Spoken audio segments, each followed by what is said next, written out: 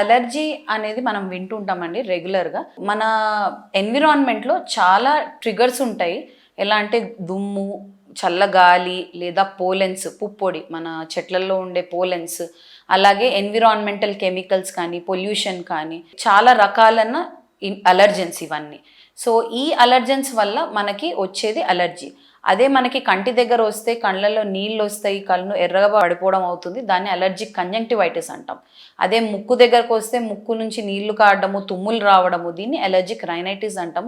అదే ఊపిరితిత్తులకు వస్తే దమ్ము రావడము, పిల్లి కూతలు రావడం జరుగుతుంది, దీన్ని అలర్జిక్ బ్రాంకైటిస్ ఆర్ ఆస్తమా అని రెగ్యులర్గా అంటాం. సో ఈ అలర్జీ అనేది చాలా ఫ్రీక్వెంట్గా చిన్న వయసులో స్టార్ట్ అవుతుంది, పెద్ద వయసు వరకు వచ్చి పెద్ద వయసులో మానిపోతుంది. ఈ allergic asthma or bronchial asthma అనేది పెద్ద డిసీజ్ కాదు. సో దీనికి ఏంటంటే లోపల మనకి ఊపిరితిత్తుల గొట్టాలు ఉంటాయి. సో ఆ గొట్టాలు ఏమవుతాయంటే అలర్జీ వల్ల మూసుకుపోతాయి. సో ఈ అలర్జిక్ ట్రిగర్స్ అంటే చల్లగాలి, దుమ్ము, పోలెన్స్, డస్ట్, లేదా మీ ఇంట్లో పెట్స్ ఉంటాయి, పెట్ డాగ్ కానీ క్యాట్ కానీ, వాటి జుట్టు వల్ల కానీ, సో వీటి వల్ల లోపల ఈ గొట్టాలు ఏవైతే ఉంటాయి ఇవి మూసుకుపోతాయి. ఈ మూసుకుపోవడాన్ని బ్రాంకోస్పాజం అంటాం. దీనివల్ల శ్వాస ఆడకపోవడము, పిల్లి కూతలు వస్తాయి.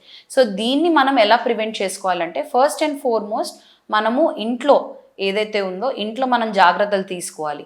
ఎలా అంటే దుమ్ము ధూళి లేకుండా ఇల్లు శుభ్రంగా ఉంచుకోవడము, అలాగే ఇది ఇల్లు ఊడ్చినప్పుడు కానీ క్లీన్ చేసినప్పుడు కానీ ఎవరికైతే ఈ అలర్జిక్ ఆస్తమా ఉందో ఆ రూమ్లో ఆ మనిషి ఉండకూడదు.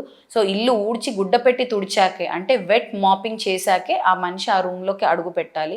అలాగే కర్టన్స్ ఏవైతే ఉన్నాయో లేదా ఫ్యాన్స్ లేదా మన విండో మీద ఉన్న గ్రిల్స్ ఇవన్నీ చాలా క్లీన్గా పెట్టుకోవాలి. అలాగే చాలామందికి ఒక అలవాటు ఉంటుందండి, రాత్రిపూట పడుకునేటప్పుడు బెడ్షీట్ దులుపుతాం. సో బెడ్షీట్ మీద చాలా చిన్న చిన్న మైన్యూట్ డస్ట్ మైట్ అని ఉంటాయి. సో ఈ డస్ట్ మైట్ మన కంటికి కనిపించవు. సో మనం బెడ్షీట్ దులిపినప్పుడు అవి గాల్లోకి ఎగిరి శ్వాస లోపలికి వెళ్ళి అర్ధరాత్రి పూట 2 గంటలకి 4 గంటలకి ఈ పిల్లి కూతలు కాజ్ చేస్తుంది, ఆయాసం, దమ్ము కాజ్ చేస్తుంది. So first of all bedsheet అనేది దులపడం మానేయాలి. Bedsheet either 3 to 4 days, every 3 to 4 days change చేసుకోవాలి, లేదా హాట్ వాటర్లో డిప్ చేసి మనము ఆరేసుకోవాలి. సో ఇది తర్వాత ఇంకొకటి ఏంటంటే కింద మనము ఫ్లోర్ క్లీనర్స్ యూస్ చేస్తాము. ఫ్లోర్లో కూడా డస్ట్ మైట్ అనేది ఉంటుంది. ఈ డస్ట్ మైట్ అనేది ఫ్లోర్ క్లీనర్స్కి చాలా రెసిస్టెంట్ అయిపోతాయి. సో ఎవ్రీ 1 in 2 months మీరు వాడే బ్రాండ్ చేంజ్ చేసుకోవడము అది చేయాలి. అలాగే బయటకు వెళ్ళినప్పుడు మీ మౌత్ అండ్ నోజ్, ముక్కు నోరు క్లోజ్ చేసుకోవడం, ఐదర్ మాస్క్ యూజ్ చేయడం లేదా స్కార్ఫ్ యూజ్ చేసుకోవాలి. బయట పొల్యూషన్ నుంచి మిమ్మల్ని మీరు కాపాడుకోవాలి. అలాగే ఒకవేళ కెమికల్ ఇండస్ట్రీస్లో పనిచేసే వాళ్ళైతే ఆ ఇండస్ట్రియల్ డస్ట్ అండ్ ఫ్యూమ్స్ నుంచి జాగ్రత్త వహించాలి. అలాగే ఫుడ్ అలర్జీస్ ఉంటాయి కొంతమందికి, తిన్నప్పుడు వంకాయ తిన్నప్పుడు కానీ లేదంటే పీనట్స్ తిన్నప్పుడు కానీ అలర్జీ లాగా వస్తుంది, దురదలు వస్తాయి లేదా ర్యాషెస్ వస్తాయి. సో ఇలా వచ్చినప్పుడు ఇది గమనించి ఆ వస్తువుల నుంచి దూరంగా ఉండాలి మనం. సో ఇవి అవాయిడ్ చేస్తే మంచిది. Last is vaccines. సో ఈ అలర్జీ ఉన్నవాళ్ళు, ఆస్తమా ఉన్నవాళ్ళు వ్యాక్సిన్స్ ఎవ్రీ ఇయర్ తీసుకోవాలి. సో వ్యాక్సిన్స్ ఏంటంటే ఇన్ఫ్లుయెన్జా వ్యాక్సిన్ అని ఒకటి ఉంటుంది, it's a viral vaccine. So ఇది అడల్ట్ ఇన్ఫ్లుయెన్జా టెట్రావాలెంట్ వ్యాక్సిన్ అని ఒకటి వస్తుంది. సో ఒక వ్యాక్సిన్లో 4 వైరసెస్ నుంచి ప్రొటెక్షన్ వస్తుంది. సో ఇది ఎవ్రీ ఇయర్ సీజన్ ముందు అంటే మన చలికాలం స్టార్ట్ అయ్యే ముందు తప్పనిసరిగా every asthma patient should take.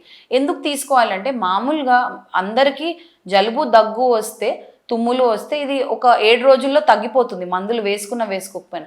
కానీ ఆస్తమా పేషెంట్స్కి ఏమవుతుందంటే ఈ జలుబు దగ్గు పైన ఉన్న ఇన్ఫెక్షన్ కిందకెళ్ళి ఊపిరితిత్తుల్లో ఆస్తమా అటాక్ని ప్రెసిపిటేట్ చేస్తుంది.